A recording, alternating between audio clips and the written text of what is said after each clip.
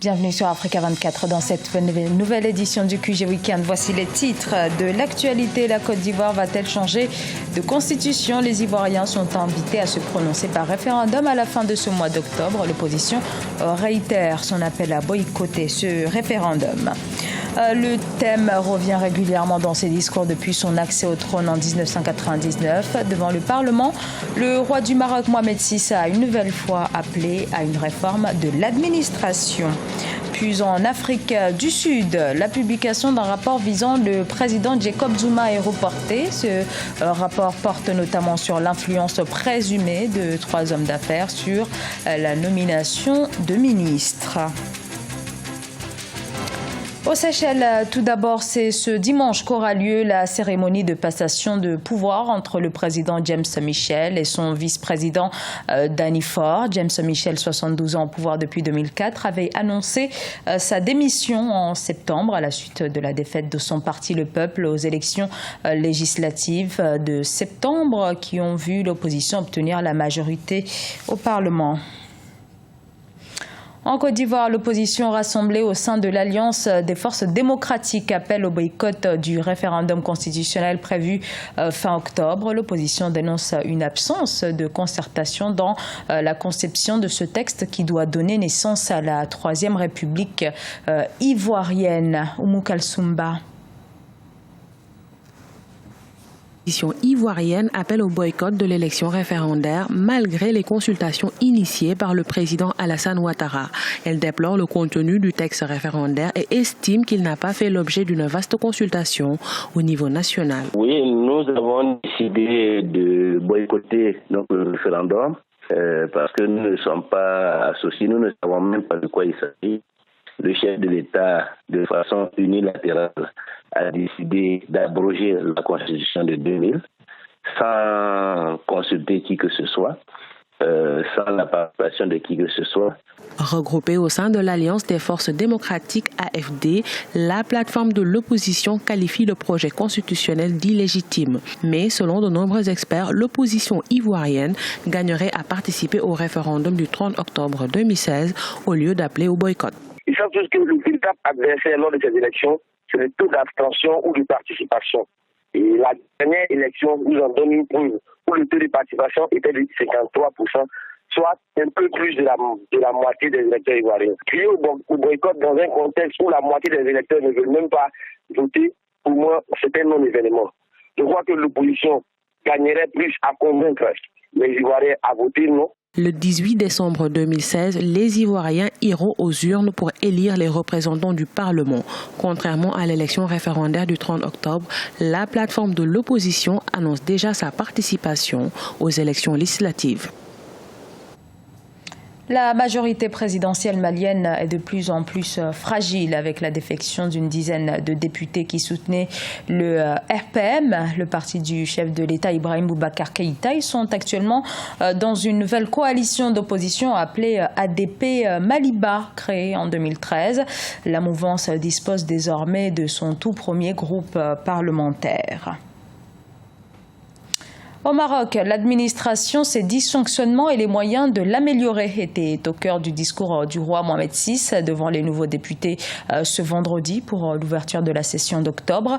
Une administration jugée défaillante. La solution, la décentralisation et la généralisation de l'administration électronique. Birama Saonera. Au Maroc, la réforme de l'administration constitue l'une des préoccupations du roi Mohamed VI, un sujet qui revient régulièrement dans ses discours depuis son accession au trône en 1999. Lors de la rentrée parlementaire le 14 octobre 2016, le souverain a invité les députés et fonctionnaires du royaume chérifien à assumer leurs responsabilités envers le Marocain, mais surtout rendre justice sans parti pris. L'objectif qui doit être recherché par toutes les institutions, c'est d'être au service du citoyen. Si certains ne comprennent pas que des citoyens s'adressent à leur roi pour régler des problèmes et des questions simples, c'est qu'il y a mal donne quelque part. Sans service rendu aux citoyens, point d'administration. L'administration marocaine est très souvent épinglée dans les rapports des organisations internationales. Les mots dénoncés sont relatifs à la corruption, la pléthore du personnel ou encore le manque de rigueur dans le traitement des dossiers. Face à cette situation, l'apport des nouveaux élus du Parlement est fortement attendu. On attend beaucoup de ces nouveaux élus qui pourraient peut-être apporter un souffle nouveau, mais il ne faut pas se faire d'illusions, ce sera très long et très compliqué et ça prendra effectivement beaucoup de temps. Même s'il y a une volonté royale, ce ne sera pas suffisant. Il faut réformer en profondeur, il faudrait changer le statut de ces fonctionnaires, il faudrait également peut-être les payer mieux pour éviter les tentations et la corruption. Donc tout ça va prendre beaucoup de temps avant de voir une réforme qui puisse porter ses fruits. Depuis quelques années, le Maroc fait des efforts dans le cadre de la numérisation des procédures administratives. Il s'agit aujourd'hui pour les autorités de remettre le citoyen au centre du service public afin qu'il soit satisfait et que le délai du traitement de ces dossiers soit réduit. En Afrique du Sud, la médiatrice de la République devait présenter ce 14 octobre un rapport sur les liens controversés entre le chef de l'État Jacob Zuma et une riche famille soupçonnée d'influer sur les choix du gouvernement. Mais la publication de ce document, probablement accablant pour le président, a été reportée après des heures de bataille juridique. Oumou Kalsoumba. En Afrique du Sud, la publication d'un rapport sur les liens controversés entre le président Jacob Zuma et les Gupta, riche famille d'hommes d'affaires accusés d'influencer la politique du gouvernement sud-africain, est reportée. En effet, le pool d'avocats du chef de l'État a saisi la justice pour différer la présentation du rapport annuel de la médiatrice de la République sur la corruption. Nous sommes conscients que les Sud-Africains souhaitent que leur lanterne soit éclairée par rapport au sujet. Mais nous devons faire confiance à la justice. De plus, le chef de l'État est dans ses droits de déposer un recours. Le report de la publication du rapport annuel sur la corruption coïncide avec la fin des 7 ans de mandat de la médiatrice de la République. Toulimon Dezela a précisé que le rapport serait conservé dans un coffre-fort jusqu'à ce que la justice examine et donne sa décision par rapport au recours introduit par le président Jacob Zuma. Une chose est claire, ce rapport sera publié. La justice a encore besoin de certains éléments, des pièces à conviction. L'enquête prendra le temps qu'il faut pour que le rendu soit fiable. Cependant, nous vous rassurons que le rapport sera précieusement gardé en lieu sûr le temps que la justice sud-africaine tranche.